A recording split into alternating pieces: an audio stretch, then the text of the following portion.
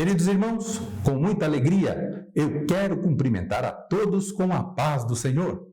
Estamos começando mais uma pré-aula da classe dos adultos da nossa Escola Bíblica Dominical. E convidamos você para ficarmos juntos aqui no nosso canal Portal Escola Dominical, o canal da EBD, da Igreja Assembleia de Deus, Ministério do Belém, em Guarulhos, São Paulo. E hoje estamos começando o primeiro trimestre de 2022. E o tema da nossa revista é A Supremacia das Escrituras, a inspirada, inerrante e infalível Palavra de Deus. E na aula de hoje estudaremos a lição 1, com o tema A Autoridade da Bíblia. Veremos a origem, a mensagem e a autenticidade da Bíblia. Se você deseja aprender mais sobre este importante assunto, então continue conosco no seu programa Escola Bíblica Dominical. Curiosidade Bíblica. Você sabia que a Bíblia foi impressa em 1455 e que é o livro mais vendido no mundo? E que somente em 2019 foram distribuídas cerca de 300 milhões de Bíblias? Vejamos o que nos diz o texto áureo. Texto áureo. Bem-aventurados os que trilham caminhos retos e andam na lei do Senhor. Salmo 119, verso 1. A verdade prática nos diz: a Bíblia Sagrada é a autoridade final da nossa regra de fé e prática. Leamos agora a leitura bíblica em classe para a lição de hoje. Acompanhe conosco a palavra do Senhor. Leitura bíblica em classe. Salmo 119, do verso 1 ao 8. Bem-aventurados os que trilham caminhos retos e andam na lei do Senhor. Bem-aventurados os que guardam seus testemunhos e o buscam de todo o coração, e não praticam iniquidade, mas andam em seus caminhos. Tu ordenaste os teus mandamentos, para que diligentemente os observássemos. Tomara que os meus caminhos sejam dirigidos de maneira a poder eu observar os teus estatutos. Então não ficarei confundido, atentando eu para os teus mandamentos. Louvar-te-ei com retidão de coração, quando tiver aprendido os teus justos juízos. Observarei os teus estatutos. Não me desampares totalmente. Muito bem, conforme já dissemos, nesse trimestre estamos estudando a supremacia das Escrituras, a inspirada, inerrante e infalível Palavra de Deus. E a introdução da nossa lição nos diz que a autoridade da Bíblia fundamenta-se em seu autor, Deus. Portanto, a Bíblia é a Palavra de Deus escrita. Assim sendo, a autoridade dela depende total e exclusivamente do Altíssimo e não dos homens. Desse modo, além da Bíblia, a Igreja não possui outra fonte infalível de autoridade. Pois bem, vamos passar agora à análise da lição de hoje.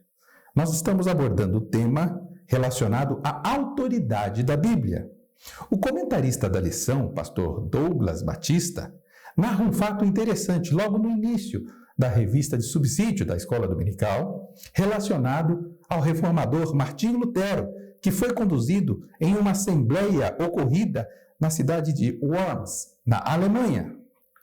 Nesta assembleia, Martinho Lutero foi instigado a retratar-se de seus escritos, e sua resposta diante daquela multidão entrou para a história como um misto de convicção e fé na autoridade das Escrituras, perante uma multidão que o aguardavam em escadarias, salas e antessalas. Minha consciência, disse Martinho Lutero, está atrelada à palavra de Deus. Enquanto não me tiverem convencido pelas Sagradas Escrituras, não posso, nem quero retratar-me de coisa alguma, pois é perigoso agir contra a consciência.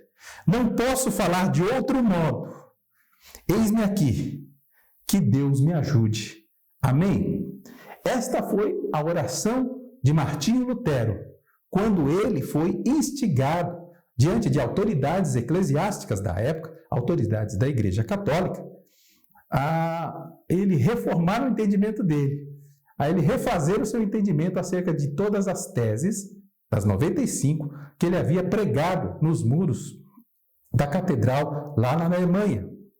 Martim Lutero se posicionou de forma convicta e firme contra aquilo que seria uma violação da sua consciência. Por quê? Porque no seu entendimento, através da leitura da palavra de Deus, ele não poderia revogar aquilo que ele havia declarado. Ele reconhecia unicamente Jesus como Senhor e Salvador e único mediador entre Deus e os homens.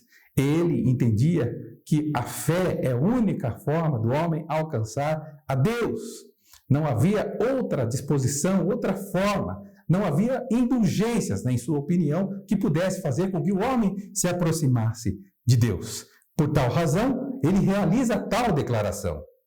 Essa declaração, formadora do embrião do que posteriormente veio a ser conhecido como um dos maiores e mais relevantes princípios bíblicos do cristianismo e da reforma protestante, é o embrião do que hoje nós conhecemos como o princípio do sola escritura. Sola escritura é o princípio que diz somente a escritura deve ser a regra de fé e não escritura somada com a tradição da igreja.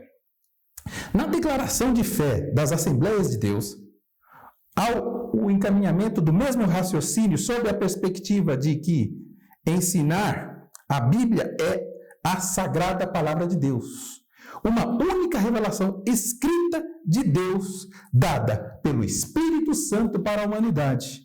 Nossa única regra de fé e prática, a inerrante, completa e infalível palavra de Deus. Está lá na Declaração das Assembleias de Deus no Brasil. O autor da Bíblia é Deus. Por tal razão, ela é infalível no seu aspecto atrelado e vinculado à autoridade. Por tal razão, não existe, além da Bíblia, outra fonte de autoridade infalível. Durante este trimestre, estudaremos todos os aspectos relacionados a esta infalibilidade. E agora vamos passar ao estudo específico do ponto 1 da nossa lição, que trata sobre a origem da Bíblia, revelação divina. Em 2 Pedro, capítulo 1, versículo 21, o apóstolo Pedro nos diz o seguinte: sabendo primeiramente isto, que nenhuma profecia da Escritura é de particular interpretação, porque a profecia nunca foi produzida por vontade de homem algum, mas os homens santos de Deus falaram inspirados pelo Espírito Santo. Então, Pedro nos traz aqui algumas contribuições relacionadas à Escritura, ao seu entendimento, a forma que foi inspirada e a vontade de Deus se sobrepondo aqui até mesmo à vontade daqueles homens que escreviam e que escreveram a palavra de Deus. Nós vamos ver ainda a Escritura que nos diz o seguinte, já passo a referência: toda a Escritura é divinamente inspirada e proveitosa para ensinar, para redarguir, para corrigir, para instruir em justiça, para que o homem de Deus seja perfeito e perfeitamente instruído para toda a boa obra. Esse versículo está em 2º livro de Timóteo, 2ª epístola, escrita a Timóteo, capítulo 3, versículo 16. Vamos verificar aqui o que diz a versão NVI deste mesmo capítulo, versículo. E versículos, né? Porque são os versículos 16 e 17 agora que nós vamos verificar. Versão da NVI, Nova Versão Internacional. Toda a Escritura é inspirada por Deus e útil para o ensino, para a repreensão, para a correção e para a instrução na justiça, para que o homem de Deus seja apto e plenamente preparado para toda boa obra. O que significa? Toda a Escritura é útil. Significa o seguinte, o texto quer dizer, de forma bem clara, que dentre as 66 subdivisões que chamamos de livros, E os quase 1.200 capítulos, não existe um mínimo trecho que não tenha o seu valor. Todos têm valor. Não importa o quanto você não goste de ler. As imensas descrições de rituais de Levítico ou as grandes listas genealógicas, tudo isso é proveitoso, tudo isso é útil para a preparação do homem de Deus. Esta preparação, Paulo divide em 4 ramos, que nós podemos entender como ensino, repreensão, correção e instrução. Então a Bíblia é escrita e ela nos apresenta o ensino, a repreensão, a correção e a instrução. No que diz respeito à revelação geral, a revelação geral da palavra de Deus, ela nos mostra a natureza, nos mostra o universo. Na história do homem, nós podemos ver a revelação, principalmente nos elementos da natureza, no céu, na terra, no mar. Vemos a natureza em todos os aspectos. O ser humano criado à imagem e semelhança de Deus. Tudo isso, o homem demonstra ao homem que é necessário que este homem olhe e reconheça que tudo que está ao seu derredor não é algo do acaso, não é fruto de uma hipótese científica não comprovada. Tudo isso é obra realizada por um autor, que é Deus.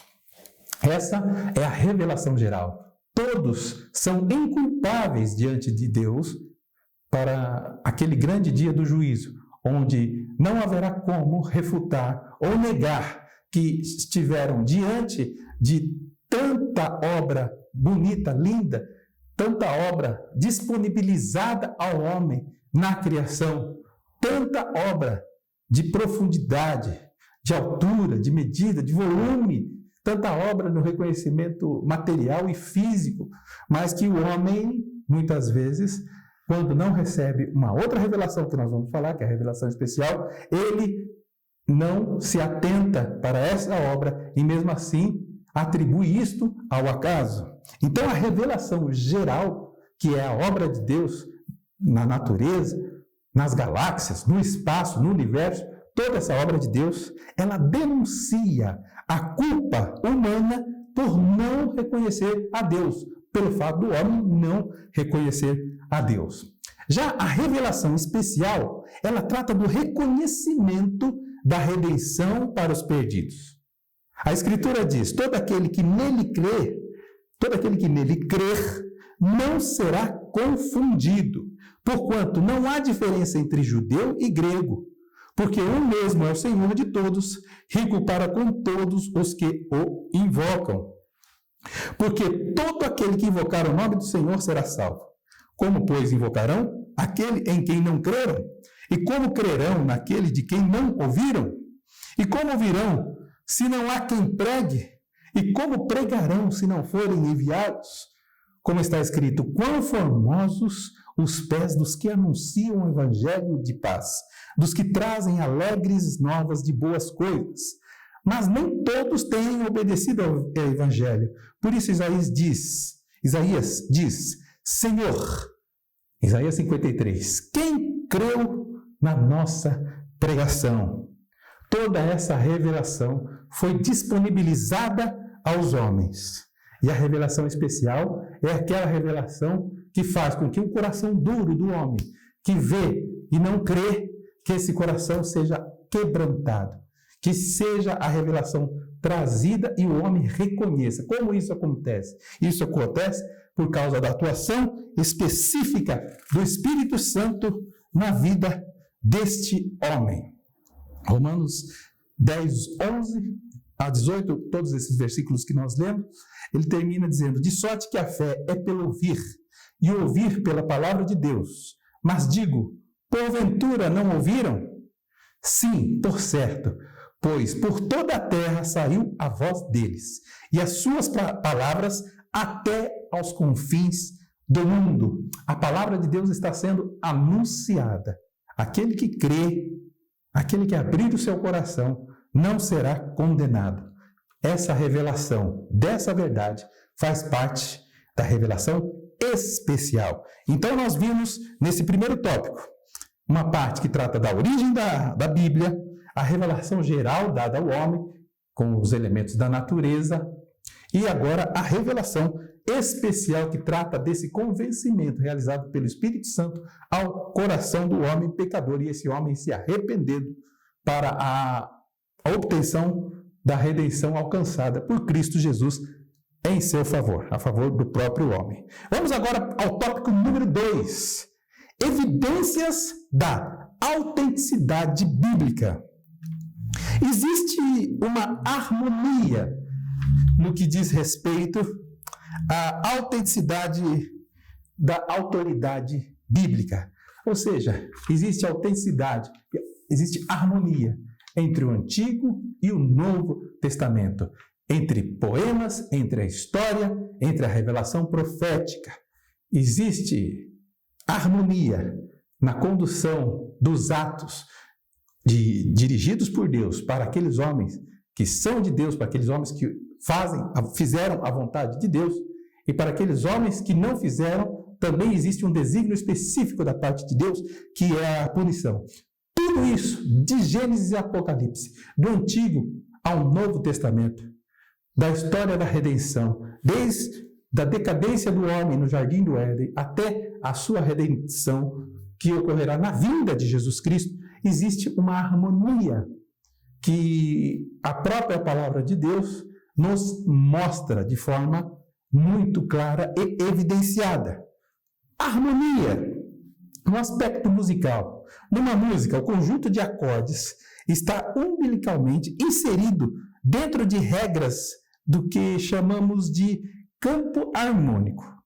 Quem é músico sabe o que é campo harmônico, é campo de harmonia, que define as regras, da harmonia. Quando que pode ser dó maior, dó menor, e ainda mais. A harmonia, que é o acompanhamento, por exemplo, um instrumento de violão, ele faz harmonia, ele faz acompanhamento, mas ele precisa de alguém fazendo a melodia.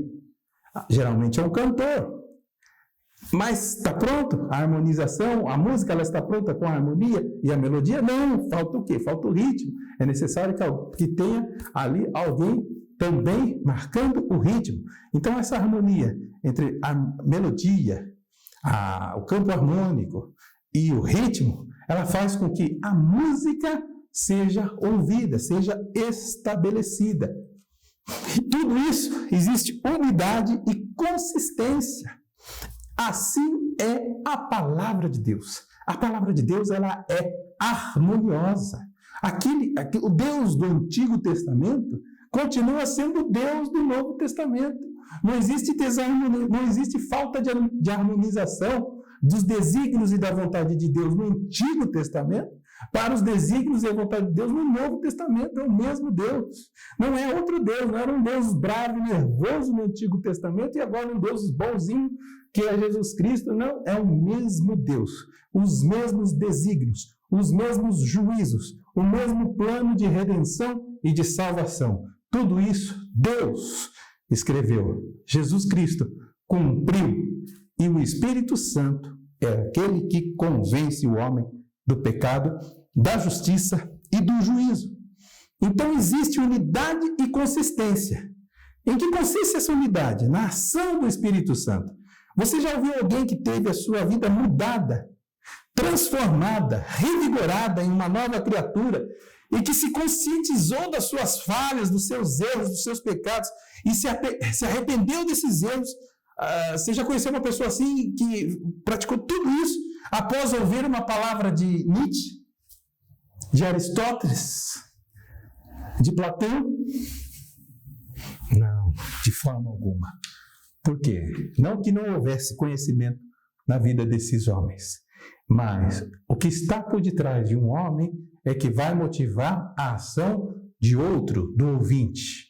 Então, o que está por detrás da vida de uma pessoa simples, de uma pessoa que não possa não ter todo o conhecimento de Aristóteles, de Nietzsche ou de Platão, mas se essa pessoa tiver a unção do Espírito Santo, ela vai ser usada para convencer o homem do pecado, da justiça e do juízo por intermédio da atuação do Espírito Santo na vida dela. Ela precisa se disponibilizar para ser somente um instrumento.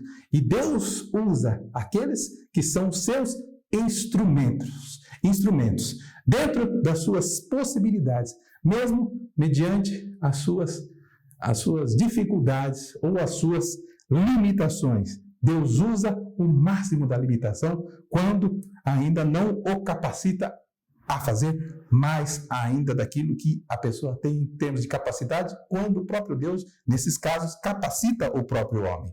O conhecimento intelectual, filosófico, por melhor que sejam suas intenções, é incapaz de alcançar os segredos do coração do homem. Existe um tópico aqui relacionado também na lição que fala e que trata das profecias, que são eventos futuros. A exatidão e o cumprimento das profecias atestam a autoridade bíblica. O nascimento, a vida, a obra, a morte e a ressurreição de Cristo, todas estão devidamente atestadas na palavra de Deus, bem como registrado também está no que haverá um dia em que todos irão comparecer perante o seu trono, do que haverá de ser um dia, que compareceremos diante do trono de Deus. A segunda vinda do Senhor também está prevista nas Escrituras e não há como escapar. Todos nós iremos um dia nos deparar com uma realidade irrefutável, o cumprimento das profecias, porque as profecias, elas estão direcionadas a um cumprimento e toda a humanidade está abarcada para que isso venha a acontecer com cada um dos seres humanos que vivem hoje sobre essa terra. 7 bilhões de pessoas serão julgadas, fora todas as outras que já não estão mais entre nós. Tópico 3. Mensagem da Bíblia. A mensagem da Bíblia. Como diz aqui o comentarista, a expressão latina sola escritura confirma que somente a Bíblia é regra infalível e autoridade final em matéria de fé e prática. Somente a Escritura. É uma mensagem que todas as doutrinas estão na palavra de Deus. É o princípio do sola escritura. Ela não somente contém a mensagem, mas ela é a palavra de Deus. A igreja não tem autorização para inserir doutrinas, regras e normas que não estejam no cânon bíblico.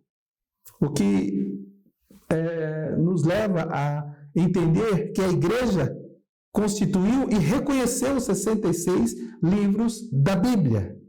É o argumento católico para dizer que a igreja tem mais autoridade do que a Bíblia. Qual é o argumento? O argumento é de que eles reconheceram, a igreja reconheceu os livros, portanto a igreja tem muita mais autoridade até que a própria Bíblia, porque a igreja reconheceu os livros do cânon bíblico. Mas qual é a mensagem, o que diz o princípio do sola escritura? Diz o seguinte, que a igreja ela fora constituída com base no reconhecimento da autoridade das Escrituras. Não foi a igreja que elaborou ou que teve mérito algum na elaboração das Escrituras.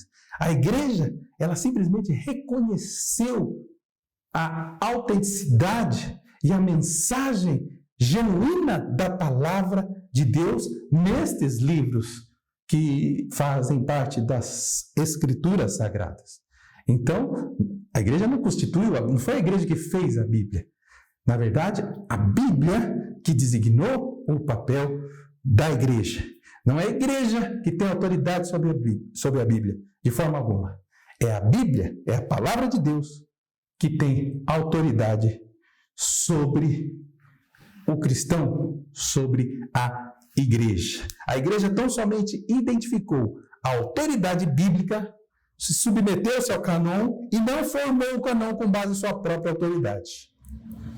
Esse poder, esse reconhecimento que existe no cânon bíblico, nas Escrituras Sagradas, ele é reconhecido pela própria palavra de Deus, onde ela mesma traz ali a autenticidade de tudo que está escrito. A igreja está submetida a este reconhecimento e por isso seguimos a palavra de Deus, observando a palavra dele e nos submetendo ao senhorio de nosso Salvador, Jesus Cristo. Que Deus abençoe a todos. Vamos agora às nossas considerações finais. A conclusão da nossa lição de hoje nos diz que as Escrituras... É assim mesmo? Assim mesmo? Tá bom. Nos diz que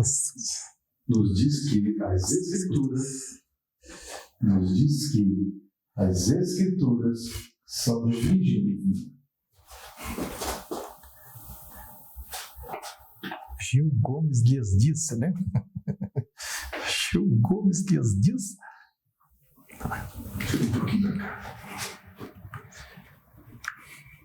A conclusão da nossa lição de hoje nos diz que as Escrituras são de origem divina.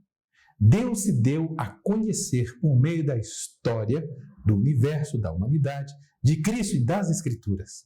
A autenticidade da Bíblia é confirmada por evidências internas e externas. A palavra de Deus é a nossa autoridade final de fé e prática. O teólogo Antônio Gilberto escreveu que o autor da Bíblia é Deus, seu real intérprete é o Espírito Santo e seu tema central é o Senhor Jesus Cristo. Muito bem, vamos fazer agora o nosso momento de oração. Pai querido, bendito, glorioso, amado e santo, no nome de Jesus, Senhor, nós queremos te agradecer por Tua palavra em nossas vidas. Te agradecemos, ó Pai, pela forma harmoniosa, Senhor, que nos chegou a Tua palavra e pela compreensão que o Senhor tem nos proporcionado. Senhor, derrama sobre a vida de cada um dos nossos alunos a Tua unção, a Tua graça, o Teu poder, Senhor. Continua conosco, no nome de Jesus. Amém. Muito bem, chegamos ao final de mais uma pré-aula e hoje aprendemos algumas importantes lições sobre a autoridade da Bíblia. E na próxima semana estudaremos a lição 2 da nossa revista de adultos com o seguinte tema: a inspiração divina da Bíblia. Queremos agradecer a você por ter acompanhado conosco o estudo dessa importante lição. E se você gostou desse vídeo, se inscreva no nosso canal que está aparecendo na sua tela abaixo. Ative o sininho para você ficar por dentro da nossa próxima pré-aula e compartilhe com seus professores, com seus alunos ou com seus amigos e irmãos da sua igreja ou das suas redes sociais. Que Deus em Cristo Jesus abençoe a todos e até a próxima pré-aula, permitindo Deus. E não se esqueça, vivamos o dia de hoje como se Cristo voltasse amanhã. Até lá!